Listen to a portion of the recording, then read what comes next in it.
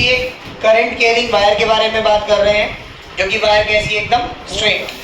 तो straight current carrying wire के लिए हमें मैग्नेटिक फील्ड इंटेंसिटी निकालनी। तो सबसे पहले हम बना रहे हैं स्ट्रेट करंट कैरिंग वायर।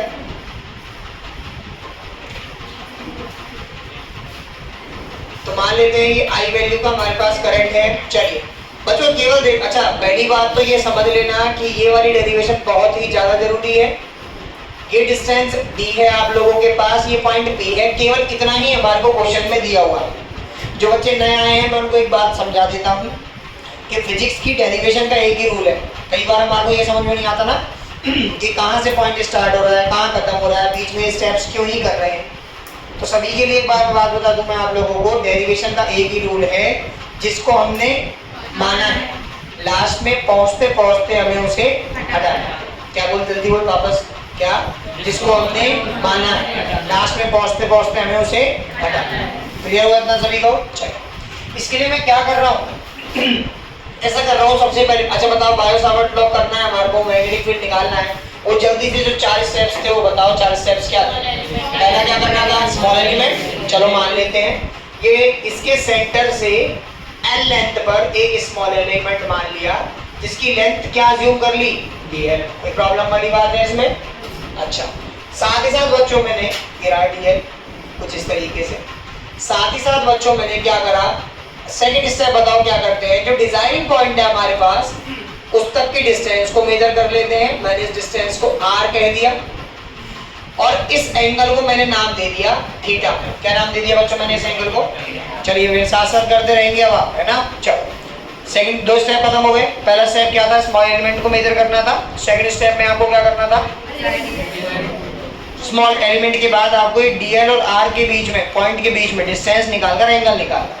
ठीक, अभी मैं यहाँ एक काम क्या कर रहा हूँ, इस थीटा के साथ साथ एक ये एंगल और निकाला है जिसका नाम मैंने रखा है फाई। क्यों निकाला है, किस लिए निकाला है, ये मैं थोड़ी देर में बता दूंगा। ठीक है, चलो नेक्स्ट स्टेप में क्या करना चाहिए जल्दी बताओ। Biot Savart law. हाँ भाई, क्या होता है Biot Savart law? dv equal to v naught i dl sine theta over 4 pi r square. चलिए अब आ गया आप लोगों की खुद की इम्तिहान की घड़ी। आप बताइए जरा कि मुझे क्वेश्चन में क्या दिया था? मुझे केवल क्वेश्चन में कि स्ट्रेट वायर और इस डिस्टेंस डी को दिया था। क्या इसके अलावा मुझे और कुछ क्वेश्चन में दिया था? नहीं दिया था। इसके अलावा जितनी भी टर्म थी क्या वो मैंने अज्यूम करी थी? करी थी। तो जिसको मैंने माना है लास्ट में पहुंचते पहुंचते मुझे उसे, तो मुझे किसको हटाना चाहिए? सबसे पहले मैं बात कर रहा हूँ सबसे पहले साइन थीटा को हटाने। किसको हटाने की मैं बात कर रहा हूँ? Sine theta. तो पहले तो नाम रख देता हूँ इसका नाम है, मान लेते हैं ओ पी क्यू। आप केवल ट्राइंगल ओ पी क्यू के ऊपर कंसंट्रेट करें। क्या आपको नहीं लगता बच्चों theta plus phi equal to 90 degree होना चाहिए? सोच के बताएंगे एक बार। सर देखो ना, सीधी सी बात है, ट्राइंगल के तीनों एंगल्स का सम 180 डिग्री। डेफिनेटली ये वाला सम, ये जो एंगल है 90 होगा। तो बच गया इतना आ गया, थीटा और फाई के पास 90 डिग्री बच गया। तो theta plus phi equal to 90 degree. किस किस को समझ में नहीं आया हैंड रेज कर सकता है, कोई प्रॉब्लम वाली बात नहीं है। आकाश फिर समझाना भाई, समझाऊं? ये 180 डिग्री था, ट्राइंगल के तीनों एंगल्स का सम होता है। ये 90 डिग्री अगर हट गया तो थीटा प्लस फाई मिलकर कितना बचा? 90 की तो बचा। चल सकते हैं हम आगे पक्का से? अच्छा, नेक्स्ट स्टेप में मैंने देखो क्या करा, theta equal to 90 minus 5। Any problem? आप आगे का स्टेप आप बताओ, मुझे नहीं पता। आपको चाहिए क्या? साइन थीटा चाहिए कि थीटा चाहिए? साइन थीटा, ऑब्वियसली बात। तो आप जब साइन थीटा, दो तरफ साइन थीटा रखेंगे तो sine theta should be equal to sine 90 minus 5। ये भी बात सही। हाँ भाई, साइन 90 माइनस थीटा क्या होता है? साइन 90 माइनस थीटा होता है कॉस थीटा। सही बात है। चलो तो हम क्या बोलेंगे, sine theta equal to cos phi. खत्म। पहला इक्वेशन फर्स्ट इसको डाल दिया है और it is equation number second. चलिए आगे चलते हैं। नेक्स्ट स्टेप में हमें क्या करना चाहिए? सोच के बताओ क्या करना चाहिए। किसको रिप्लेस करने की कोशिश करूं? आर को कर लूं? सोच के देखें एक बार। आर को करें रिप्लेस। अच्छा, आपके पास मैं छोटा सा ऑप्शन रख रहा हूँ, आप बताना जरा कि मुझे आर को रिप्लेस करना है तो मैं डी की टर्म्स में करूँ तो ज्यादा बढ़िया या एल की टर्म्स में करूँ तो ज्यादा बढ़िया। कितने बच्चे कहते हैं सर हमें तो पता ही नहीं, समझ में नहीं आ रहा डी करें कि एल करें। कितने बच्चे कहते हैं एक बार वो हैंड रेज करो जेन्युइनली। सही बात है, नहीं कहना चाहिए आपको। और जितने बच्चों को समझ में आया मैं एक बार अनंत से पूछना चाहूंगा, अनंत बता दे भाई कि डी से क्यों करें। माना है नहीं नहीं, ये रीजन नहीं। तनिष्का आदत है। हाँ जी बिल्कुल, डी आपको पहले से ही दे रखा था। आप एल को आपने माना है, अगर आप आर को एल की टर्म्स में चेंज कर दोगे तो आपने जिसको माना उसको जो आपने दूसरा वाला माना हुआ है उसकी टर्म्स में चेंज कर दिया। क्या मेरी बात आप सभी समझ पा रहे हैं? पक्का? अच्छा, तो मैं आर को नहीं, मैं किसी भी डिस्टेंस को किस में चेंज करना ज्यादा अच्छा समझूंगा? डी, ना कि एल और आर में। समझ पाए क्या? अच्छा, bye triangle OPQ, bye triangle OPQ. फिर से बताओ जरा क्या होना चाहिए सर? सर देखो ये डिस्टेंस दी दे रखी है, ये एंगल हमारे को दे ही रखे हैं, तो आप बताना जरा क्या मैं ये कह सकता हूँ क्या? देखो फाई के हिसाब से सोचना है आपको, डिस्टेंस अपॉन हाइपोटेनियस। बताओ क्या होता है? बेस अपॉन जो बेस अपॉन हाइपोटेनियस है अपने पास क्या होता है? cos phi. तो d अपॉन r क्या बनेगा बच्चों आप लोगों के पास? cos phi. तो जल्दी से बताएंगे r बराबर क्या बचेगा? d upon cos phi. अरे सर वो सब बात ठीक है, चलो ये भी लिख सकते हैं d बराबर r बराबर d sec फाई, क्योंकि 1 अपॉन cos sec होता है। बोले सर वो बात सही है, लेकिन एक बात और पूछता हूँ। मैंने कहा बोलेंगे नहीं, क्या पूछते हैं? मतलब एक बात बताओ, थीटा को क्यों इतना नेगलेक्ट किया जा रहा है? आप इस टर्म को थीटा में चेंज क्यों नहीं कर रहे हैं? आप इसको केवल फाई में ही चेंज क्यों कर रहे हैं? क्योंकि बच्चों देखो अभी थोड़ी देर में बाद जाकर हम क्या करेंगे, देखो थीटा आपने रॉड पे माना है, फाई आपने यहाँ पर माना है। अगर मान लो मेरे पास मुझे इस रॉड की पूरी लेंथ मेजर करनी है तो मैं क्या करूँगा, हल्का सा डिस्टेंस ऊपर चलूँगा, एक एंगल निकल कर आ जाएगा सेंटर से, हल्का सा डिस्टेंस नीचे चलूँगा, दूसरा एंगल निकल कर आ जाएगा सेंटर से, और मेरी पूरी रॉड की लेंथ मेजर हो जाएगी। क्या हो जाएगी? मेरी पूरी रॉड की लेंथ। लेकिन क्या यहाँ पर थीटा रखने से पूरी रॉड की लेंथ मेजर होने की कोई भी चांस है? तो मुझे बताओ कैसे होगी? नहीं होगी। फिर से समझ लो, फिर से समझ लो। मुझे मान लीजिए अपने सामने कोई अलमीरा रखी हुई है जैसे, तो मैंने सेंटर से इसको लिया, आप बताना जरा पूरी अलमीरा कवर हो रही है या नहीं हो रही? मैंने सेंटर लिया, अपना गर्दन ऊपर उठाया, अलमीरा के ऊपर के पार्ट तक पहुंच गया, और इसी गर्दन को कहाँ लेके गया? नीचे लेके गया, तो अलमीरा के नीचे के पार्ट तक पहुंच गया। तो क्या मैंने पूरी अलमीरा को कवर कर लिया या नहीं कर लिया? कर लिया। लेकिन एक बात बताओ, अगर यहाँ अलमीरा जहाँ रखी हुई है मैं वहां से देखूं, जहाँ अलमीरा रखी हुई है मैं वहां से अगर देखूं, तो क्या वहां से इस पॉइंट को देखते देखते मैं पूरी अलमीरा कवर कर पाऊंगा? क्या किसी भी केस में मैं नहीं कर पाऊंगा। तो मुझे कुछ ऐसा चीज चाहिए कि मैं लेंथ से तो फ्री हो जाऊं और एंगल पर डिपेंडेंस बना दूं, और एंगल पर डिपेंडेंस बनाने के लिए phi is more appropriate than theta. Clear हुआ? धीरे धीरे आप जब क्वेश्चंस करेंगे तो और अच्छे से आप लोगों को क्लियर होगा। चलिए नेक्स्ट, आपको देखो आपने साइन थीटा का हिसाब कर दिया, आर का हिसाब कर दिया, किसका हिसाब रह गया? डीएल। चलिए again triangle O P Q. देखो मैं दिख रहा हूं, आप देखना जरा मैं सही लिख रहा हूं या गलत लिख रहा हूं। क्या मैं ऐसे कह सकता हूं क्या? L upon R, sorry L upon D equals to tan phi. नहीं समझ में आया सर? अरे परपेंडिकुलर अपॉन बेस क्या होता है? tan थीटा ही होता है ना। मैंने क्या लिख दिया है? tan phi. अरे तुम्हें एल चाहिए था या डीएल चाहिए था? कॉन्फिडेंटली बताओ क्या चाहिए था? डीएल चाहिए था। तो हमने क्या करा इसको? L इक्वल टू पहले तो लिख दिया d tan फाई, और इसका पूरी इक्वेशन का मैंने डिफरेंशिएशन कर दिया। क्या कर दिया? कितने बच्चे ऐसे जिनको tan थीटा का डिफरेंशिएशन पता है? क्या होता है tan थीटा का डिफरेंशिएशन? नमन sec स्क्वायर। क्या होता है भाई? तो मैं इसका जब डिफरेंशिएशन करूंगा फाई के रेस्पेक्ट में, तो ऐसे लिख दूं क्या? dl upon d phi, d tan phi का differentiation sec square phi.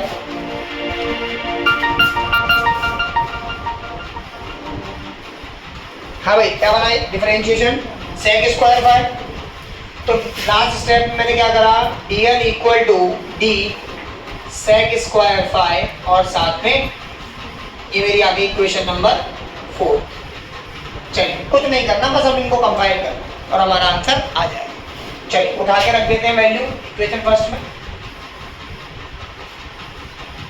On putting value in equation first from कौन कौन सी इक्वेशन से equation second comma equation third and equation fourth. चलिए रखते चलिए मेरे साथ साथ बताइए क्या आना चाहिए dv should be equal to mu naught I upon 4 pi. ये तो रहने देते हैं। dl की वैल्यू बताइए क्या लिखें d sec square by d phi d sec square by d phi. Very nice. Divided by r की वैल्यू बताइए क्या पुट करें क्या लिखें इसको सर इसको लिखना चाहिए d square sec square phi. आगे लिखें sin थीटा की वैल्यू क्या पुट कर देनी चाहिए cos। चेक कर लीजिए आराम से सोच समझ के चेक कर लीजिए कि सारी वही टर्म्स आ गई हैं जो हमारे को क्वेश्चन में पहले ही दे के रखी हुई थी। एक फाई जरूर एक्स्ट्रा आया है और उसका एक्स्ट्रा आने का रीजन क्या है कि हमारे को उससे पूरी की पूरी रॉड की लेंथ आराम से मेजर हो सकती है। चलो मैं आगे पक्का से अच्छा चलिए क्या करना चाहिए सर सेक स्क्वायर फाई से sec square phi cancel d से d कैंसिल। जल्दी बताएंगे क्या लगेगा dv equal to mu naught I divided by 4 pi d साथ में cos फाई साथ में d फाई। पक्की बात श्योर है। चलो आगे अच्छा दिक्कत है आप सोच समझ के मुझे बताइए कि अब मुझे क्या करना चाहिए समेशन करना चाहिए या फिर इंटीग्रेशन करना चाहिए। अब भाई साहब इंटीग्रेशन ही होगा। हाँ वो डी स्क्वायर है ना एक डी से एक डी कैंसिल हो गए। हाँ बताइए समेशन करना चाहिए या इंटीग्रेशन करना चाहिए। अब इंटीग्रेशन ही होगा क्योंकि अब ज्योमेट्री का कोई खेल नहीं। पहले वहां था geometry dl dl dl dl dl dl dl add करें 2 पाई बन गया। अब लेकिन यहाँ क्या होगा प्योर इंटीग्रेशन होगा। चलिए ऑन इंटीग्रेटिंग बोथ साइड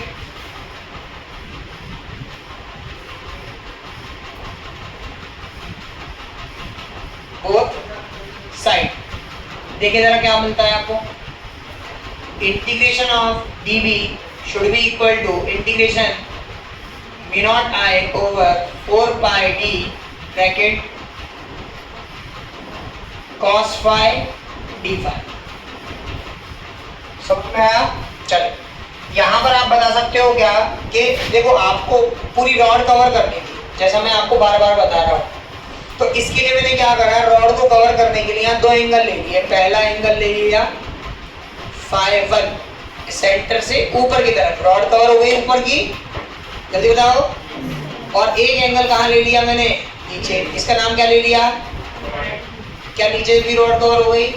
देखो कितने बच्चे ऐसे जिनके बाउंस जा रहा है बिल्कुल एक बार हैंड रेज कर दे कोई बात और भी बता दी। वेरी वेरी आप तो बेटा टाइम आएंगे जब आपको कि बॉल खेली जाएगी लेट आएंगे तो बाउंस ही जाएगा। रॉड दी सेंटर था। आप मुझे तो ये बताना कि मैंने क्या इस पूरी रोड को कवर कर लिया है या नहीं करा है। अगर मैं जैसे जैसे मैं चल रहा हूँ वैसे वैसे मैं आता सेंटर पे बता देना जरा पूरी रोड कवर हो गई या नहीं हो गई। ऐसे चला ऊपर तक चल गया क्या रोड कवर हुई है सेंटर यहाँ सेंटर था नीचे तक चला गया क्या रॉड कवर हुई है। तो जब ये ऊपर गया तो ऊपर वाले एंगल को क्या नाम दे दिया फाई 1 और जब नीचे आया तो क्या नाम दे दिया फाई 2।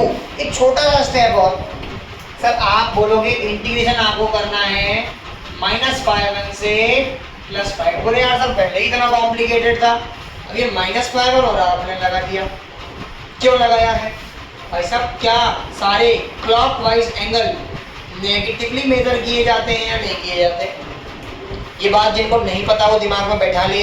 जितने भी एंगल क्लॉकवाइज मेजर किए जाते हैं वो नेगेटिव होते हैं। याद करने का तरीका क्या है याद करने का तरीका सुन लेना।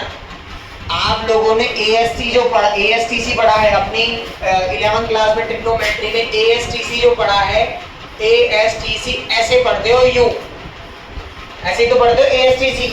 एक क्लॉकवाइज होता है एंटी क्लॉकवाइज होता है एंटी क्लॉकवाइज।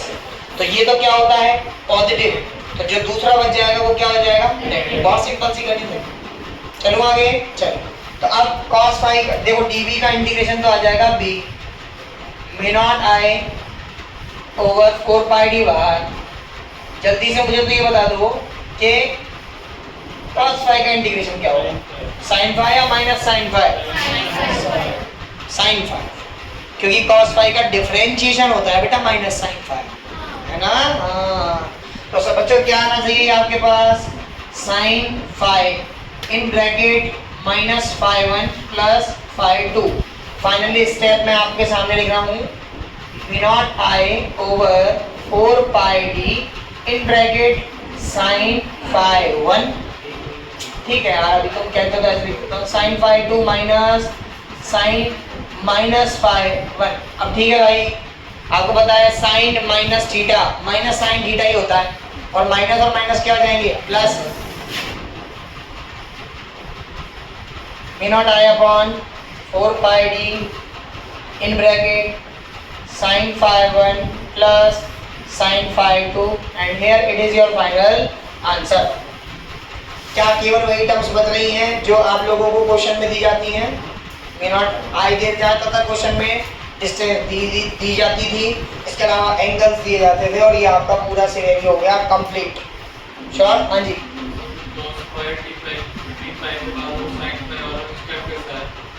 देखो मैंने इन सभी को तो बाहर निकाल दिया, v naught i upon 4 pi D, और cos फाई का इंटीग्रेशन जो मैं डायरेक्ट लर्न रखना होता है कि cos फाई का इंटीग्रेशन क्या होता है, sin फाई। मैंने sin फाई ले लिया। फिर एक लोअर लिमिट होती है जिसको मैंने माइनस फाई वन कहा है, एक अपर लिमिट होती है, और हमें क्या करना होता है हमेशा, upper limit minus lower limit. मैंने लगाया तो बचा क्या, साइन माइनस थीटा। क्या बचा, साइन माइनस थीटा। और आप लोगों को पता है sine minus theta minus sine theta ही होता है, तो इसलिए आपने माइनस और माइनस को क्या कर दिया, प्लस कर दिया।